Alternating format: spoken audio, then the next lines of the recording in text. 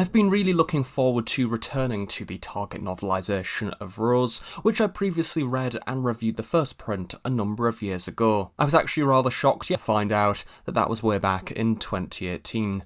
Time certainly flies. The Rose Target provided me a rather exciting glimpse into the spirit of the Target novelisation range for the very first time, revisiting an adventure that I grew up with as a kid. A rather similar situation to those who read the classic Target novelisations back in the day, which inevitably led to the huge success of the range, and that potential to relive adventures, albeit back then there was much less TV repeats. So before we discuss the contents of the book itself, let's take a look at the physical product. This thing is a thing of beauty. The blue 60th anniversary Doctor Who logo is present towards the top there, with the title of the story having this lovely golden embossing, of course Russel T Davies in bold just underneath. And at the bottom it does of course credit Robert Hack as the illustrator. London's night sky comes absolutely alive there with a series of blues, pinks and oranges towards the top, almost looking like the Northern Lights. And then of course we have our two main characters, the Ninth Doctor and Rose there in the very centre. They are of course surrounded by a series of rather familiar Autons from the story. Despite not being a traditional style Target novelisation cover art, I think it really works and certainly evokes the illustrations seen throughout the entirety of this book. Dazzling colours do also continue onto the book's spine there, with the logo printed once again, and the text once more has this lovely golden shimmer. Of course, no Doctor Who Target book would be complete without the logo at the top of the spine, but the excitement does of course continue on to the back. We have a continuation of this lovely design, featuring lots of rather scary looking Autons. London Eye there is present towards the top of this lovely pinkish glow. Again, this really shows off the rather vibrant colour scheme that this book has. Of course, some rather serious faced looking Autons there, including some rather unusual ones which we don't see within the televised story. And of course the company details are limited towards the bottom. Our Autons like this ballerina here are certainly present quite a lot throughout the book, as this Rose Target novelisation features lots of differences to the TV story. Bending the book open for a moment, of course the inner sleeve features a little bit of text. This is in fact the blurb for the Rose Target novelisation. Meanwhile, the back of the sleeve presents a little bit of information about Russel T Davies, of course who we all know, as well as Robert Hack, who's illustrated this book.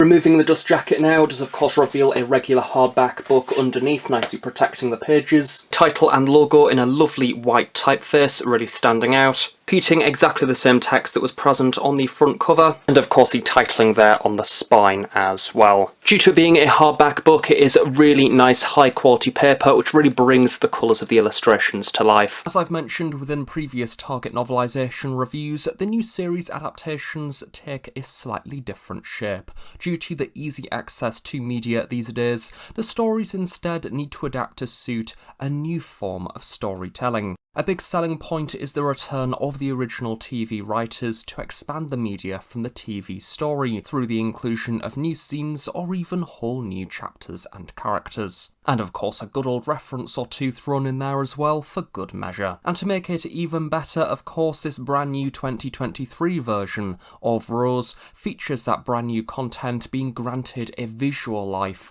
through the illustrations of Robert Hack in such a unique, stunning way. The Target novelisation of Rose is one of my favourites within the range to date. In the company of Dalek, Planet of the Ood, The Waters of Mars, Russel T Davies has truly expanded this tale into a thoroughly gripping read, which captures the spirit of 2000's Doctor Who, but also expands this story to a whole new level. The book gets off to a great start, providing Wilson, yes that's right, Hendricks' caretaker, who is briefly mentioned within the televised episode, having now a brand new backstory and character context, introducing the reader not only to the Autons, but also the world of high-end London shopping. It's these little backstories which really provide that feeling that every single character within Doctor Who has a story to tell, or perhaps bad things lurking underneath those layers of character. This superbly sets the scene of the Auton threat, work life of Rose, but also 2000's London. I think it instantly warms the reader up to the potential of the new series Target novelisations. The 2005 tale is all about Rose, hence the title, but the Target novelisation manages to make it even more about her, somehow. The advantages of being written prose as opposed to a TV show is the fact that we delve into the very mind of that character from the very beginning. We get to see her dilemmas, her options, those people around her, her reaction to the Doctor, and ultimately that deep desire for something more. As the story progresses, Rose experiences more and more weird and wacky things, and to us as readers we also experience that through her eyes, supporting the character as she is plummeted into this rather scary world of Auton invasion. The little highlights within this book for me include the not entirely perfect relationship between Rose and her mother Jackie, exploring some of the elements that we get to hear more about later on down the line within Series 1, such as the death of Pete Tyler, being Rose's father, and how that has influenced Rose within her current life situation. Her ex-relationship with Jimmy Stone, which threw her life off course, closeness with Mickey, trying to see what the future holds for them together, growing up on the crowded Powell estate and the good old locals, and the way in which the Doctor comes crashing into her life and she is instantly obsessed with this person, wanting to solve the mystery. Despite knowing that he is dangerous, she still sees him as an opportunity for that more exciting life. For the most part, the narrative is structured exactly the same to the TV story, so you somewhat know what to expect. Those crucial lines and scenes are all present, but in true Target style, the writing gives each scene that opportunity to unfold just that little bit longer. The characters can breathe, and the wider implications to the plot can be truly explored in detail. Such as the Auton invasion itself, this lasts a few minutes, if that, within the TV story. Here it is expanded into a full-on Earth invasion, and we can truly see the effect that this has on the various characters that we meet throughout the story, but more on this a little bit later on. So let's delve into the big attraction for this 2023 version, and that is of course the wonderful artwork and illustrations from Robert Hack, and once more he has really delivered something special here. Plot and the adventure itself are already special, but the pictures running alongside the plot elevate this story in such a beautiful way. The use of colour is also really clever. I particularly love the wider imagery, allowing the reader to glimpse whole locations within the episode in a little bit more detail, such as Rose and Jackie's very lived-in home within the Powell estate, piled with papers and magazines, but also the dark colour palette which accompanies this. The blotchy colouring gives this household a rather authentic personal touch, but also that sense of warmth. Some of the pages opt for lots more text with smaller illustrations. Usually these are props from the TV story, like lottery balls representing the Hendrix lottery community, and of course the money that Wilson wanted to run off with. We also have an Auton hand in there as well, the Tyler family photos, photos of the Doctor within Clive's shed, and a good old anti-plastic thrown in there as well for good measure. This makes the book feel really varied in format and layout, making each page feel fresh. Dwelling on the characters a little bit more now, the story becomes quite emotional and admittedly deeper than I ever considered when watching it on screen. The chapter in particular within Clive's shed is written so well, exploring the dangers and mystery of the Doctor, which truly makes the character feel like this magical force, as if you're seeing the Doctor as the show's main protagonist under an entirely new lens. The scene allows for so many great references to both new and old, and of course these references are also brought to life through the use of illustrations, seeing the likes of different incarnations of the Doctor through picture snapshots from various TV stories, classic and new, Totter's Lane, and even a Dalek in there as well. So admittedly it's a nice bit of fan service, but it really adds some excitement to the book overall, particularly in its 60th anniversary year. The Clive shed scene is also underpinned by why Clive is even doing this in the first place, the events of his life which have shaped who he is now. This of course makes the end for Clive's journey within this story even more emotional, and I love how Russell has taken the time to build Clive's world as well as his family, which again is previewed through the eyes of Rose. Something that I really do recommend with this illustrated version of Rose is stopping every few chapters, or maybe even at the end of every chapter, and reflecting over the pictures within that chapter that you have just read, as each illustration has so much depth and detail, and much like the text, it is littered with lots of great references to wider Doctor Who media. The narrative didn't really need bringing to life any more than it already was, but if anything, the imagery matches that story's excitement and passion for all things Who. Of course, there's some of those stereotypical Easter eggs in there as well, such as the likes of magpie electricals. It's clear that Robert Hack has taken lots of time and thought to visually make this piece striking and varied, but also very stylised in the way that the illustrations have been approached. They don't simply recreate the stills from the TV story, they are fresh, they take an entirely different approach to Rose, and it makes it feel like you are approaching a story through an entirely different lens. From a storyline perspective as well, Clive's emotional state and Doctor obsession is a great parallel to Rose, who is already somewhat on that journey just at the very beginning of it. She's in a rut, shaped by the events of her past, but on the cusp of something brand new. And I love how the story utilises the way that people's surroundings have influenced who they are as a person currently. Rose goes through quite a lot within this story, I think it is safe to say. It's a big, stressful experience, but that magic of being on the spark of this brand new adventure is captured really well. There's some great nods within this story to humans being able to comprehend this wider universe around them and kind of knowing when they are tapping into something much bigger than they could ever imagine. I really like that. Something which is also very make or break for an illustrated book is the likenesses to those main characters, and Robert Hack has honestly got them spot on throughout the entirety of this book. Billie Piper pulls some rather unique expressions. I think that these illustrations certainly capture that. One of the early pages has Rose investigating the Hendrix basement, and she has this side-eye,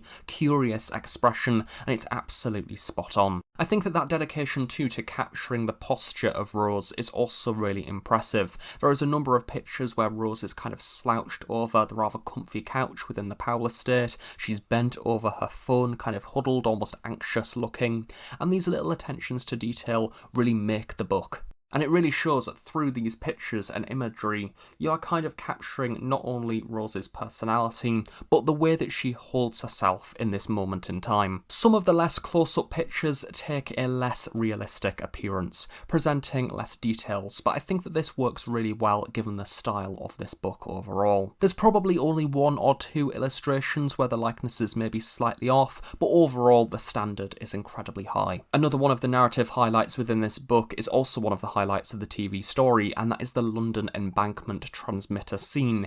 It runs for just that tad longer than the episode itself, and this moment is the Doctor and Rose's relationship becoming closer. Up until this point, it has been a rather prickly relationship, but sitting down by the Thames, the Doctor explaining who the Autons are, the aftermath of the Time War, how that has had an implication to the Autons, but also introducing Rose to the TARDIS. At this moment, the writing really captures how Rose's life has been truly expanded into something completely new. And as for the illustrations, this really captures that moment beautifully. There are some great double spreads at this point within the book, a detailed shot depicting the London skyline in perfect detail, the night sky, the gleaming London eye. The colours are really wintry, but also very comforting and magical. I think that magic really captures the whole essence of this book overall for me. I think the pictures really showcase, it feels like you're kind of observing or intruding into an important moment between these two characters, and you're kind of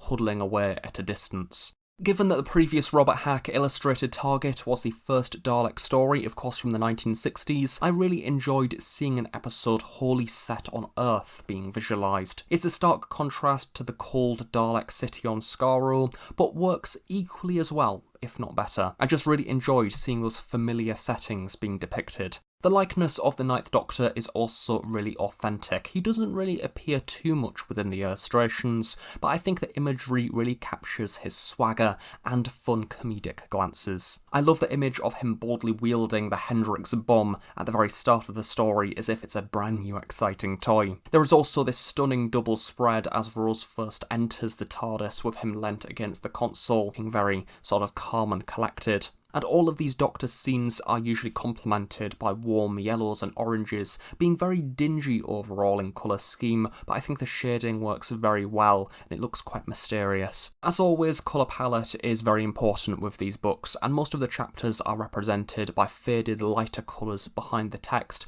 to represent the location or the characters. From the top of my head, I think that the Powell estate is kind of this light powdery pink, then scenes with the Doctor are almost a darker, sort of rusty orangey colour. I think that this really captures the emotions within the scene, such as the invasion of the Autons at the very end are much darker compared to the lighter powder blues seen at the very start of the book. It's very satisfying overall to look at. And of course, using colours on every single page means that even the pages which are just a bulk text, which to be honest there isn't really too many of anyway, still look visually different to a regular target novelisation. What I also want to say is this isn't one of those books that claims to be an illustrated book and there's just like a picture on every occasional page, most of it's text anyway. You do absolutely get your money's worth. I would say every other page does have a picture on to some extent, and as a result, it looks very, very different to your regular Target release. And I think that if you are buying this for the pictures alone, then yeah, you definitely do get your money's worth here. Also, the Autons are absolutely lethal throughout this book. Russel T Davies has really adapted the Autons to make them more applicable to the scenarios they find themselves within, moving beyond simply just being shop window dummies. And if we see the Autons return at any point in the future, I think that the Rose Target novelisation is a good insight as to how Russel T Davies will portray them on screen. Again, the invasion has lots more explosions and death. This boosts the threat overall of the story and gives some satisfying character closures and lots more references. Despite being a non-moving picture, Hack complements this superbly through lots of action imagery. The activities which the Autons get up to whilst attacking look literally like something from a horror film in all honesty. I think that Robert Hack's imagery overall is really creative and makes the book something very special, but also quite scary. In particular, there's a double spread of a tipped over London bus with the Autons on top, kind of grabbing the passengers on the inside. It's very grim indeed. The concluding chapters of the book are quite a whirlwind. The Auton invasion gets into full swing, and just when you think things can't get bigger than the televised episode, it goes even further. We have people in the London Eye witnessing the invasion below, statues coming to life, the backing characters of the story being immersed within the invasion itself, including some great references and cameos to wider Russel T Davies era Who, but also the Autons extend their invasion to various different countries, so it does feel very international. The book also includes, for the very first time, the lockdown written coda, unlike the original publication, which is a nice, unique touch to end out this book. The final scenes of Rose, seeing her leave her old life behind and embark on something new, is a lovely moment. The way that this is written is so warm and fuzzy. The bond between Nine and Rose feels so special from the start, united at last. The nods to the speech at the very beginning of the book about the earth turning, it really brings the piece full circle. The way that Hack illustrates these scenes too is also really nice. The image of the Ninth Doctor sort of hanging out of the TARDIS of Rose looking over the Earth in particular is a lovely piece of imagery. And there's also a great picture of Rose running towards the TARDIS at the very end as well. I think with the caption running towards her future or something like that, or running towards the rest of her life, which I thought was a really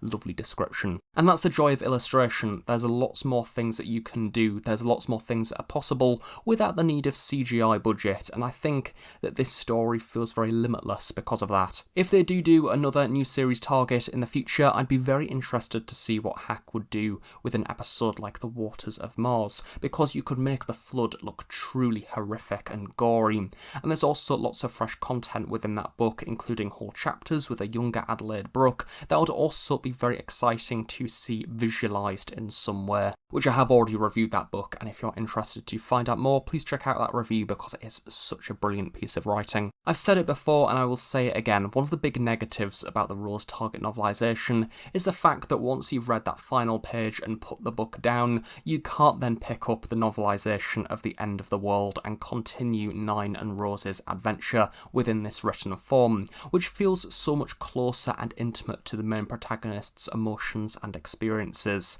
And we already know that new Target novelisations are on the way in the future, and I really hope that some Ninth Doctor adventures from Series 1 are included within that. I just simply want to see more of the Trip of a Lifetime novelised.